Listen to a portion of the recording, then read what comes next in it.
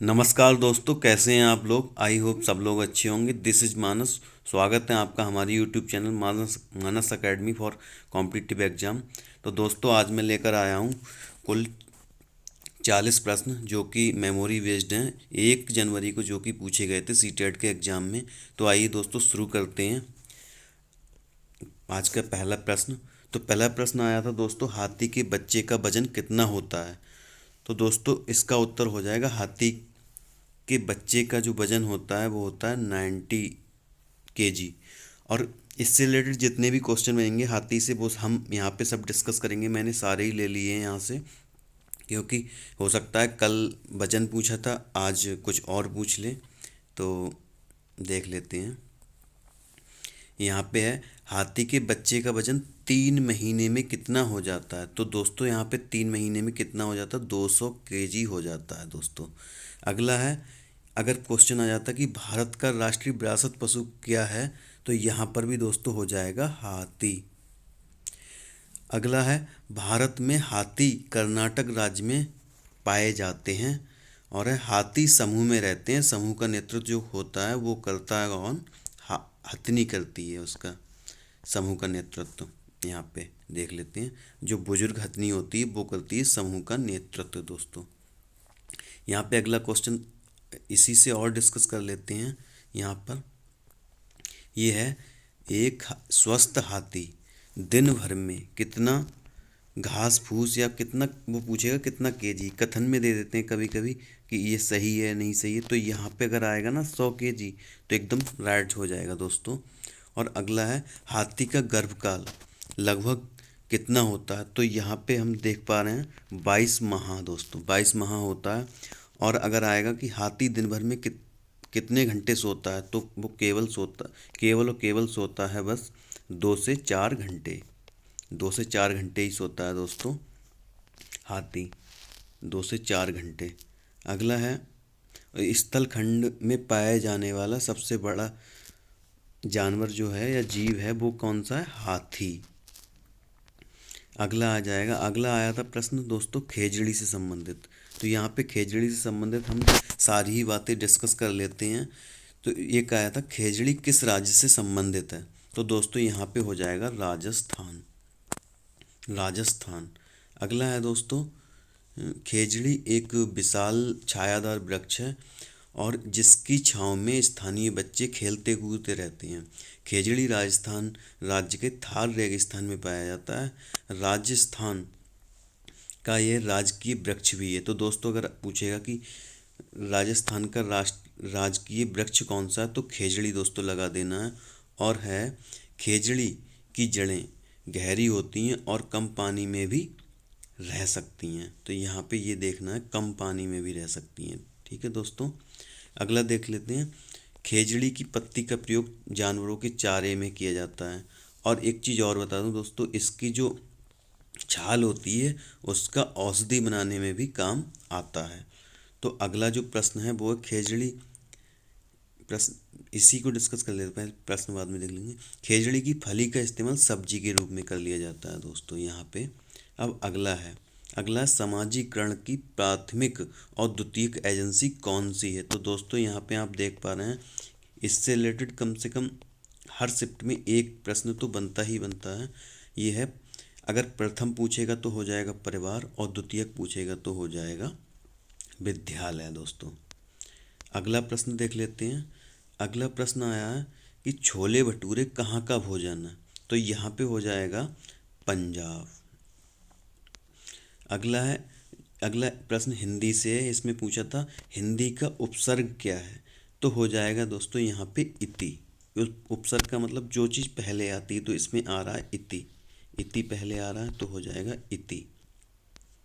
ठीक है दोस्तों। अगला देख लेते हैं। अगला प्रश्न जो है वो है आपका मैथ से है, 6 नंबर प्रश्न। तो इसमें पूछा है कि एक व्यक्ति जो है वो के पास 4,000 रुपये हैं और 1,000 ईंट 2,500 की हैं, तो वह 4,000 रुपये में कितनी ईंटें खरीद सकता है। तो यहाँ पे दोस्तों देख लेते हैं।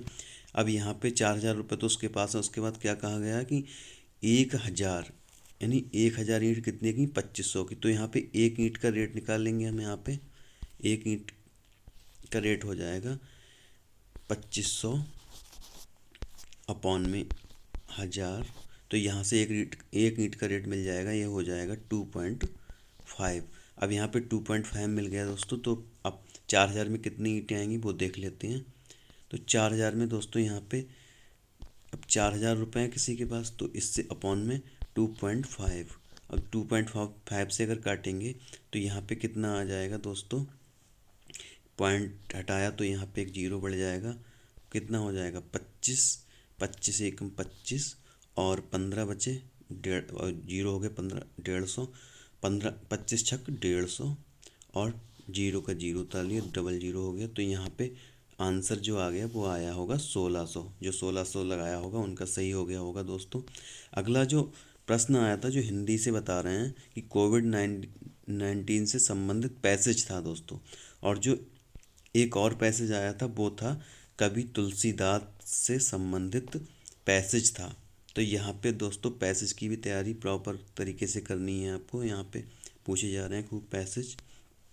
और जो अगला आया था प्रश्न वो है कश्मीर में मछली कौन से तेल में पकाई जाती है। तो यहाँ पे दोस्तों अलग अलग राज्यों में अलग अलग तेल में पकाई जाती है, कहीं कोकोनट, कहीं सरसों। तो यहाँ पे सरसों के तेल में पकाई जाती है। और जो अगला प्रश्न था वो था सीडीपी का, वो है सामाजिक सामाजिक सांस्कृतिक सिद्धांत किसने दिया। तो यहाँ पे दोस्तों वाइगॉत्स्की। और जो अगला है वो है माउंट एवरेस्ट की ऊंचाई। ये दोस्तों ऐसा वो है ईवीएस का प्रश्न।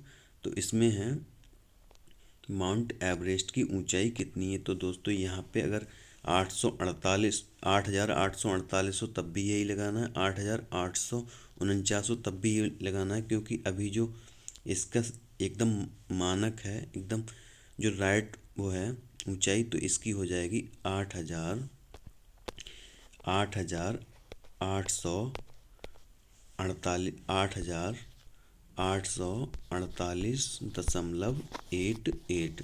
तो यहाँ पे दोस्तों देख लेना है कि अगर प्रश्न के जो ऑप्शन है उसके अकॉर्डिंग देख लेना है कि कौन सा ऑप्शन सही बैठ रहा है, वो लगा देना है। अगला है डिसलेक्सिया किससे संबंधित है। इससे भी दोस्तों रोजाना ही प्रश्न आ रहा है। तो ये हो जाएगा पठन विकार। एक आता है डिस्ग्राफिया, तो उसमें डिस्ग्राफिया अगर आएगा तो उसमें लगा देना है, उसमें हो जाएगा लेखन संबंधी दोस्तों, लेखन संबंधी। एक आता है डिसकैलकुलिया, वो गणित से संबंधित हो जाएगा दोस्तों। अगला एक आया था मिट्टी से बने घर एवं गोबर से लीपे जाने वाले घर किस राज्य में पाए जाते हैं। तो ये पाए जाते हैं राजस्थान में। अब अगला है इसका, कौन सा जानवर उल्टा लटकता है और उल्टा लटकता है पेड़ पर और उसी की पत्तियां खाता है। तो यहाँ पे दोस्तों ये हो जाएगा स्लॉथ। और इसके बारे में बहुत सारी बातें, एक तो ये है कि ये और इसकी औसत जो आयु है वो है केवल 40 वर्ष। और ये अपना पूरा जीवन केवल 6 से 7 वृक्षों पे ही गुजार देता है। और एक ये है कि ये अमेरिका महाद्वीप में पाया जाता है, यहाँ पे अमेरिका महाद्वीप में। और अच्छे तैराक भी होते हैं और उल्टे लटक कर 17 घंटे की मस्ती भरी नींद लेते हैं। तो दोस्तों ये सब बातें ध्यान रखनी, किसी न किसी शिफ्ट में अलग अलग तरीके से पूछ लिया जाता है स्लॉथ से संबंधित प्रश्न। तो अगला है नई शिक्षा नीति के अनुसार 1 से 5 तक की कक्षा किस भाषा में शिक्षा दे जाने की बात कही गई है। तो यहाँ पे मातृभाषा की बात की गई है। अगला जो प्रश्न आया था वो था यहाँ पे बस 1/2 से 1/3 घटाना था। तो यहाँ पे दोस्तों देख लेते हैं ये वाला हल करके। तो यहाँ पे हो जाएगा 1/2 माइनस 1/3। यहाँ से दोस्तों 6 आ जाएगा एलसीएम इसका। और अब दो तियाँ कितने होते हैं, 6। और माइनस 3 दूनी 6। तो यहाँ पे आंसर हो जाएगा राइट 1/6 दोस्तों। अगला प्रश्न देख लेते हैं। न्यू एजुकेशन पॉलिसी से 2-3 प्रश्न पूछे जा रहे हैं प्रति शिफ्ट में। ऐसा दोस्तों सुनने में आ रहा है, जो कि मुझे प्राप्त हुआ है। बच्चों के माध्यम से। तो अगला है मध्य प्रदेश के सापेक्ष में घना जंगल किधर पड़ता है। दोस्तों इसके कोई ऑप्शन नहीं मिल पाए हैं, तो दोस्तों बस ये देख लेना है ये वाला क्वेश्चन। अगला है पश्चिम बंगाल के सापेक्ष केरल की स्थिति दोस्तों पूछी है। तो यहाँ पे हम लोग देख लेते हैं केरल की स्थिति। तो यहाँ पे अगर मैप को देखेंगे हम लोग, ऐसे हो जाएगा, यहाँ पे ये वाला मैप हो जाएगा दोस्तों। तो यहाँ पे जो बंगाल की स्थिति है वो यहाँ पे एकदम, और जो केरल की स्थिति है वो यहाँ पे है। तो ये वाला हो जाएगा, इसका जो राइट जवाब हो जाएगा दोस्तों ये हो जाएगा दक्षिण पश्चिम। अगर ये प्रश्न आया होगा दोस्तों तो ये हो जाएगा दक्षिण पश्चिम। अगला जो प्रश्न है वो है NCF 2005 से संबंधित प्रश्न, मतलब इससे संबंधित कोई प्रश्न आया था दोस्तों, तो NCF 2005 को भी देख के जाना है। अगला आया था भाषाई कौशल से संबंधित प्रश्न, ये भी देख लेना है। अलंकार से संबंधित हिंदी में पूछा था। और चौमस्की से संबंधित भी प्रश्न आया है दोस्तों, यहाँ पर चौमस्की से संबंधित प्रश्न। और एक आया है हार्वर्ड गार्डनर से संबंधित प्रश्न, एक ट्रेन से संबंधित प्रश्न जो कि आपके पूछे जाते हैं मैथ्स में। तो मैथ्स में आया था, एक आया था दिशा संबंधी प्रश्न, जो वो कहते हैं कि एक बच्चा 5 मीटर पूरब में जाता है, उसके बाद 2 मीटर उत्तर में जाता है, ऐसे करके प्रश्न आता है एक। तो ऐसे प्रश्न आए थे। अगला देख लेते हैं, ये ट्रेन से संबंधित हो गया, ये हो गया।